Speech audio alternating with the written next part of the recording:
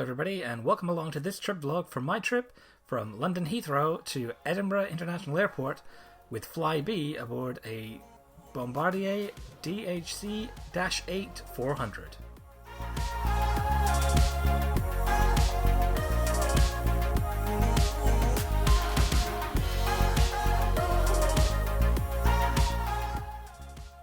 I took this trip on Christmas Eve. I'd just finished night shifts the previous night and I was heading up to see my family for Christmas. So I got to the airport quite early because I went straight from work onto the tube and across to Heathrow. And so because I had plenty of time at the airport, I was able to indulge in a bit of plane spotting, which you're seeing some of the highlights of here. There were quite a few interesting planes to see on this particular day, so I was pretty pleased with what I got.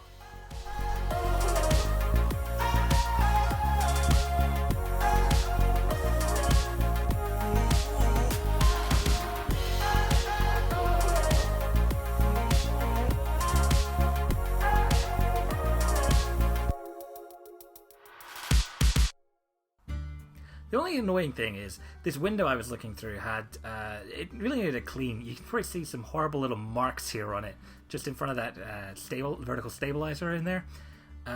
Hopefully Heathrow have cleaned this window by now. It's been well over a year, so I'm going to assume they have.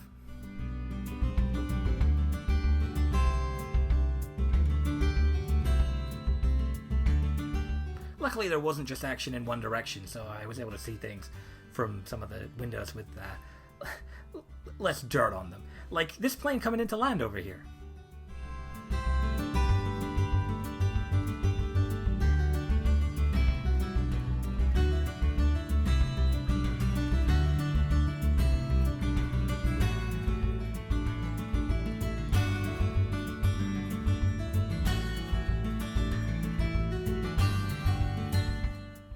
Nice little bit of nostalgia for some of the aviation enthusiasts out there.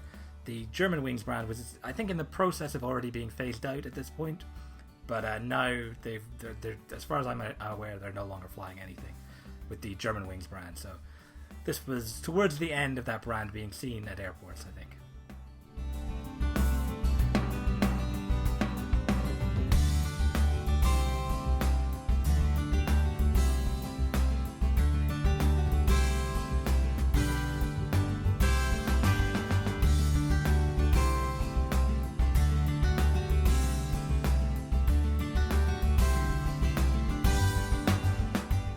This was definitely the highlight of the little bit of plane spotting I did on this day.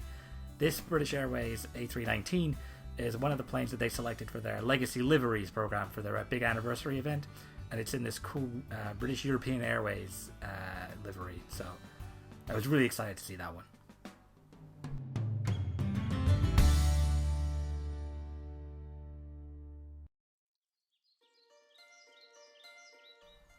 Over there in the distance, I spotted another Flybe BE2104. So this is not the one we're going to be on, because I think this one's about to take off, as you can tell. But yeah, nice to see one before I got on board. I like to see the Dash 8. It's such a weird looking plane, and it's really fun that they were flying them out of Heathrow. It's a shame not to see them around here anymore. It's all jets now, and less of them even because of the pandemic, obviously. But it was cool seeing these little turboprops. And here's something else you won't see anymore. British Airways 747. So the entire British Airways 747 fleet was retired not that long after I shot this, because you know, this was December 2019, and then January, February, March is when the pandemic started. So not that long after that, British Airways brought forward the end of the 747 program because, well, they weren't flying much anyway, so they didn't see the point in, once aviation got back up and running, putting the 747s back into service only to then take them out again. So I'm kind of glad that I got to shoot this footage, because after this I would never get another chance to look at some British Airways 747s. So there it is. And incidentally, I wasn't able to make out the registration on this particular 747 because I think it's obscured by the wing, but I think there are probably some people out there who are maybe a little bit better at plane spotting than I am that might be able to identify this. So if you know what that 747's registration is, drop a comment below. I'd be interested to find out. I thought this Irish rugby team Aer Lingus A320 was pretty fun looking. Meanwhile, here comes a United Airlines Dreamliner, which has the standard United livery, but I like the Dreamliner. I flew on the Dreamliner to California, and it's a nice plane. I was flying with Norwegian, but you know, it's a good plane. Probably at the moment, I would say Boeing's best. Maybe the 747-8. But I mean, some of their other planes have, you know, problems. So, and here goes that 747 off for its takeoff. I still couldn't figure out the registration because it's still obscured by that wing. But again, if you can figure it out, you go ahead and tell me. Here's an exciting plane. It's G-BOAB. It's Concorde. So this one has been sitting at Heathrow for about 20 years now. It basically never got refitted after the crash that temporarily grounded them. So it never took the air again after it arrived in August 2000. But it's still there, but it's not accessible to the public. You can't go and, you know, view it the way you can some of the ones in museums. But it is still sitting there out in the open. So if you're in Heathrow Terminal 2, go to the window, and if you've got binoculars or a camera with a zoom, you can see it. There's Concorde. You can also sometimes see it when you're taxiing around, of course. So eventually it was time to stop messing around looking at planes out the window and actually get on with the process of getting on board one. My flight was going out of one of the busing gates, so you go right to the end of the little section of gates and then go on an escalator or down a flight of stairs all the way down to the bottom level, to ground level, and that's where the gate is. So down here, see there's an extra bunch of seats. It's a little bit darker because you've got that low roof, but other than that, it's fairly similar to upstairs, but just a little bit smaller.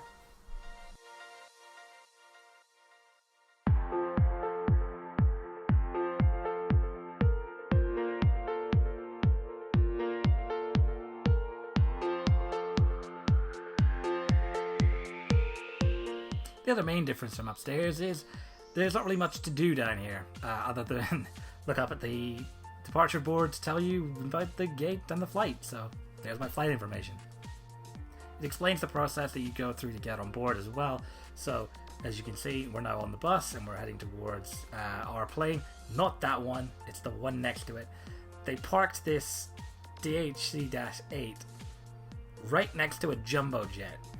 So, as if the Dash 8 wasn't small enough as it is, look at it there next to the Jumbo.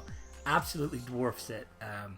It was pretty comical sight coming around there and just seeing this teeny tiny little plane behind the second biggest plane in the sky, basically.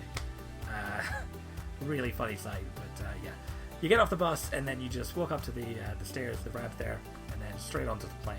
So, much like if you were just, you know, boarding from the tarmac, but you have to get on a bus first.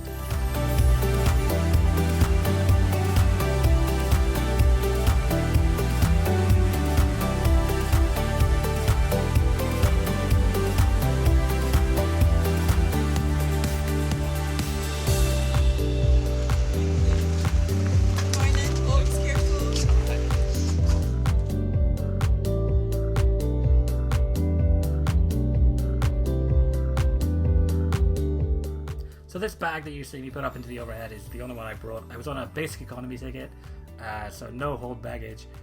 This was a really good value ticket. If you're going away for a few days like I was, you were able to fly. Just needed to put that, you know, a few bits of clothes in a carry-on bag that would go in the overhead. And you were set. Unfortunately, of course, no longer an option because this incarnation of Flybe BE is gone, so these flights no longer go. And BA's flights from London Heathrow to Edinburgh are more expensive.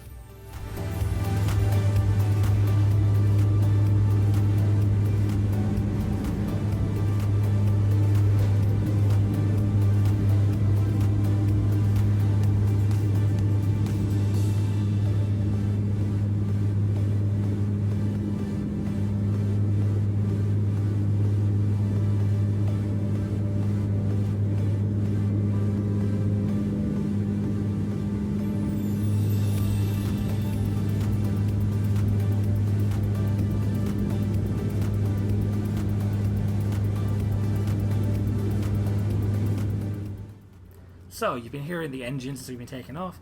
Let's check on the cabin noise, see if it's going to be comfortable. Yeah, but 74 decibels, so you know it's okay. Long-term exposure is not going to hurt you. Fine. It's a bit noisy, but you'll be perfectly comfortable in a Dash 8. I was saying earlier, it's a shame these don't fly this route anymore. The thing is, in the UK, ideally, obviously, you'd want to take the train from London to Scotland, but they're so expensive in the UK that these cheap flights from Flybe BE were a really good value deal, especially with how much faster it is. But now with it only being BA, I flew BA previous times I've flown from London, but they've been reducing their offering, so their more expensive tickets no longer really seem that worth it. So it's really diminished the value. From some of the other airports, I think EasyJet will also be flying to Edinburgh, but it's a little bit less convenient for me because I can just get on the tube and hop straight along to Heathrow. For Gatwick or Stansted, it's a bit more of a trek, so it's a real shame, but that's the way it is. Unfortunately, the pandemic comes for us all. Just having a quick look here through some of the onboard literature, you saw the safety card, the magazine, which, you know, it was an in-flight magazine, and now just the menu of onboard options. Iron Brew was available, so you know this is a flight to Scotland, that's appropriate. Got to be able to get your Iron Brew on board your flight. So if anyone is thinking about picking up these budget flights from London to Edinburgh, make sure you have Iron Brew on those planes. Flying to Scotland, you gotta be able to get an Iron Brew on those planes. That's the rule, no exceptions.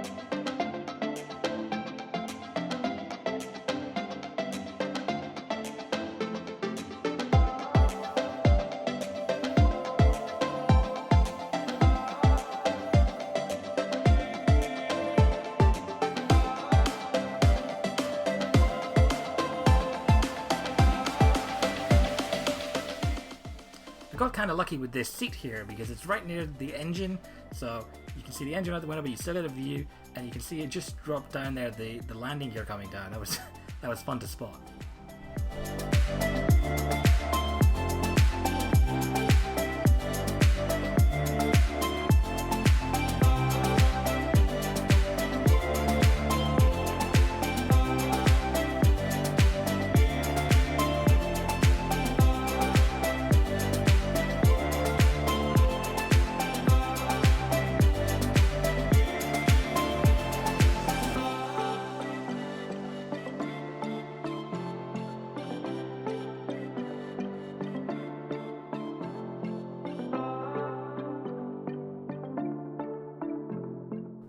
So we're just making our final approach here now into Edinburgh. It was a fairly pleasant flight.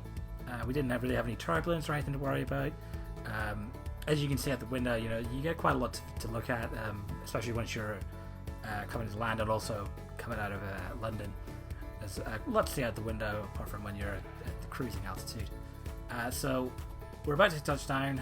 I'll let you hear the engines and the tyres going, and then I'll touch back in with you once we're off the plane.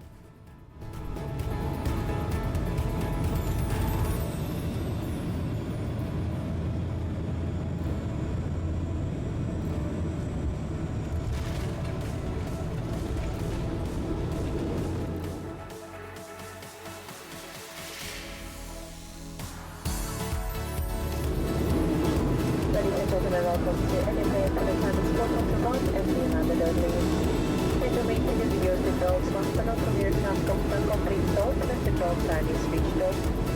Before leaving the aircraft today, please retrieve items from personal hand luggage, checking your seat pocket overhead locker, and also vacating on your seat.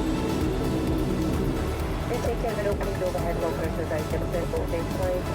Please continue to observe the no smoking sign. May be reminded in accordance with law, smoking is not permitted within any public building. Please take care when disembarking via the aircraft first. The bed is deeper and narrower than you are used to. The handle should be used to handle your child securely. Any passengers traveling with small children, please hold their hands. The local control washing devices may be used on transmit mode once the aircraft doors are open. On behalf of Captain Team on the rest of the crew, we hope that you enjoyed this short flight with us today, and we look forward to welcoming you on board or the again soon. Thank you, and we wish you all a very good afternoon.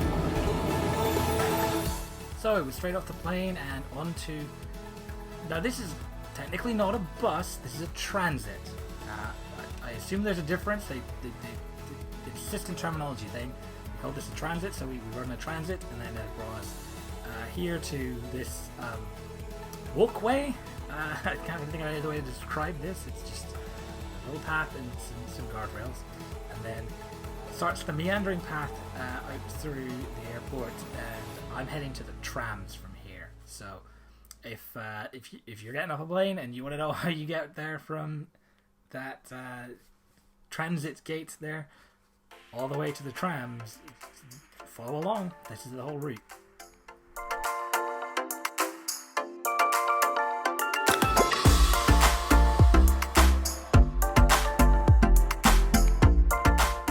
Now this is heartbreaking. There's a travelator, but I can't use it because it's going the wrong way. That travelator is going that way, and unfortunately I'm going this way. So no travelator on this journey, unfortunately. But I know some people call those moving walkways. That thing's not nearly as fun as travelator. I think that's technically a brand name, travelator. But hey, Kleenex is a brand name, and Americans call all tissues that. So I say they're all travelators.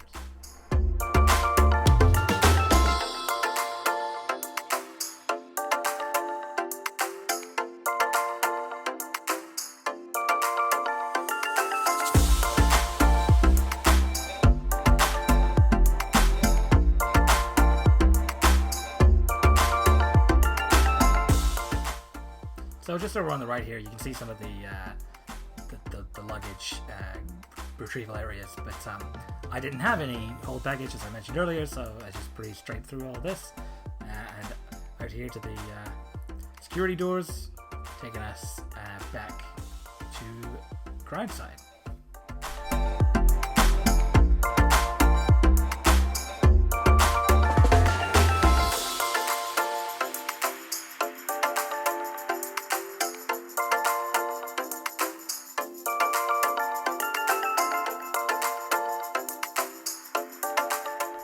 Okay, and we emerge to outside the airport to complete our journey to the trams. So to get to the trams, we're just going to go along here to that covered walkway and follow it to the left all the way along to get to the tram station. And in the background there you can see the car park, so if you were doing a pickup or something, you would go also around here and cross the road over to there.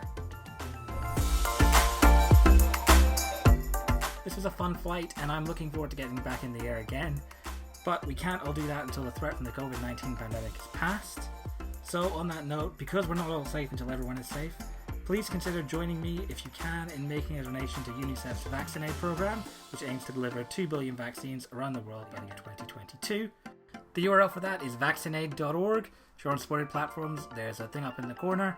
If not, it'll be in the description. And with that, thank you for joining me on this trip vlog, and I'll see you next time for another travel vlog. It's a three-pronged attack. Subliminal, liminal, and superliminal. Superliminal? I'll show you. Hey, you! Like and subscribe! Yeah, all right. I'm in.